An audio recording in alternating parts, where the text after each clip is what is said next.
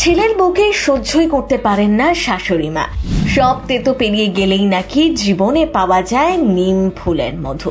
পর্ণার সৃজনের যাত্রাপথ শেষ হলো। খোলা আকাশের নিচে টেবিলের ওপরে ধারাবাহিকের নাম লেখা কেক। সিরিয়ালের নায়ক সৃজন ওরফে রুবেল দাসকে নিয়ে হাসি মুখে দাঁড়িয়ে তার পর্দার মা অরিজিতা মুখোপাধ্যায়, যিনি ধারাবাহিকের দৌলতে বাবুর মা বলেই খ্যাত। ছিলেন অভিনেত্রী মানসী সেনগুপ্ত, সমু সরকার সহ আরো অনেকে। শেষ দিনে চলল জমিয়ে খাওয়া দাওয়া। কেমন সেই সেলিব্রেশন দেখুন নিজের চোখেই। 2022 সালে পথ চলা শুরু হয়েছিল নিম ফুলের মধুর। বাবু ও বাবুর মায়ের আইকনিক সংলাপ মন জয় করেছিল সকলেরই। সৃজন পর্ণার রসায়নও ভালো লেগেছিল সকলের। তবে সব শুরুরই তো শেষ থাকে, সেই নিয়ম মেনেই বিদায় নিচ্ছে ধারাবাহিকটি। সম্প্রতি গল্পে এক লাফে 20 বছর এগিয়ে যাওয়ার নতুন মোড় এসেছিল। সবাইকে অবাক করেই আবার টিআরপি টপার থাকা অবস্থাতে স্লট বদলে দেওয়া হয় নিম ফুলের মধু ধারাবাহিকে। পরিণীতাকে জায়গা দিতে সরতে হয় রুবেল পল্লবীকে। 2024 সালে দুর্গাপুজোর আগেও একবার ধারাবাহিক বন্ধের খবর উঠেছিল।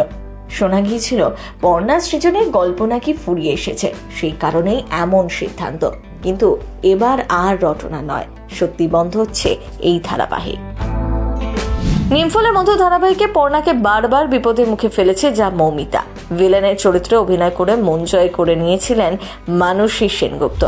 যদিও অন্তঃসত্ত্বা হওয়ার কারণে শেষ দিকে ধারাবাহিক ছেড়ে দেন, তবে সিরিয়াল শেষ হওয়ার খবরে মন খারাপ তারও। পোস্টার লেখেন, দারুণ সফর, ধারাবাহিকে অংশ হতে পেরে নিজেকে ভাগ্যবান মনে করি, আমি খুব মিস করব। ফ্যানদের শেয়ার করা মন খারাপের পোস্ট শেয়ার করেছেন ধারাবাহিকের নায়ক নায়িকা রুবেল দাস ও পল্লবী শর্মা। সেই পোস্টে জুড়ে দিয়েছেন মন খারাপের গান।